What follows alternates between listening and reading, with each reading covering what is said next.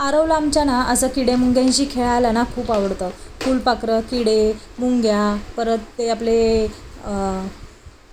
डोंगळे, हे जे सगळं आहे ना ते असं प्रोटीन आहे ना ते ह्याच्यामधून तो घेतो.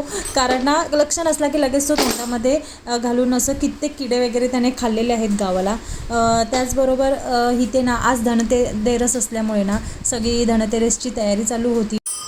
आणि हा पक्षी देवेंद्र बाहेर गेला होता आरवला थोडासा राऊंड मारण्यासाठी, तर तिथे होता. तुम्हाला जर ह्या पक्ष्याचं नाव माहीत असेल तर कमेंटमध्ये सांगा.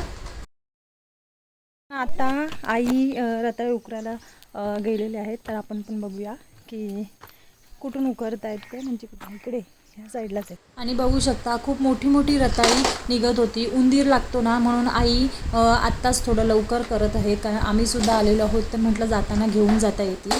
तर हे सगळं आमच्या आईंचं मेहनतीचं फळ आहे. गावाला राहून त्या खूप मातीमध्ये काही ना काही ती पेरून ते रुजवतच असतात. आणि इथे बघू शकता ह्या चवळीच्या शेंगा. तुम्हाला माहिती आहेत का, कधी बघितल्या आहेत का तुम्ही चवळीच्या शेंगा?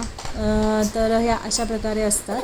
आणि ह्याची भाजीसुद्धा फरसबीसारखी करायची, खूप छान लागते. त्याच्यानंतर संध्याकाळी ना देवेंद्र आणि पप्पा वगैरे गेले होते खेकडे पकडण्यासाठी नदीवरती, तर असा त्यांचा जुगाड चालू होता इथे.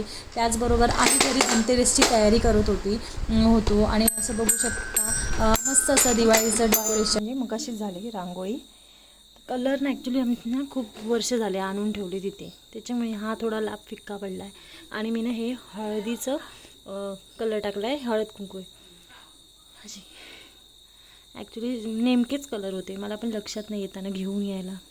तर अशी ना जुगाड करून धनतेरसची मस्तपैकी छोटीशी अशी इझी आणि क्विक होईल अशी रांगोळी काढली. इथे आमची धनतेरस असल्यामुळे ना आज 13 दिव्यांची पूजा करायची असते आणि 13 दिवे घरामध्ये सगळीकडे आपल्या आवारामध्ये लावायचे असतात.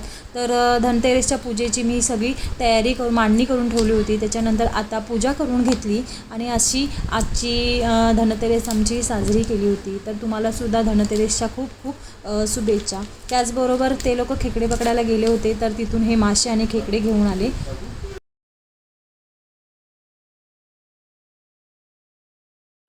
तर आणलेच आहेत, तर म्हटलं इथे क्लीन करून ठेवा. आणि जो मासा बाहेर आला होता ना, तर त्या माशाने माझी आखी रांगोळी विस्कडून टाकली होती. कारण त्याला डाकू मासा म्हणतात. काय बोलतात ते माहीत असेल तर नक्की सांगा. आणि त्याच्यानंतर मग असं फटाके फोडून दिवाळीचं सेलिब्रेशन केलं, त्याच्यानंतर जेवण केलं. आणि असा आजचा होता हा छोटासा मिनी ब्लॉग. आय होप तुम्हाला व्हिडिओ आवडला असेल तर नक्की लाईक करा, कमेंट करा, शेअर करा. भेटूया मग अशाच नवीन व्हिडिओमध्ये. तोपर्यंत बाय.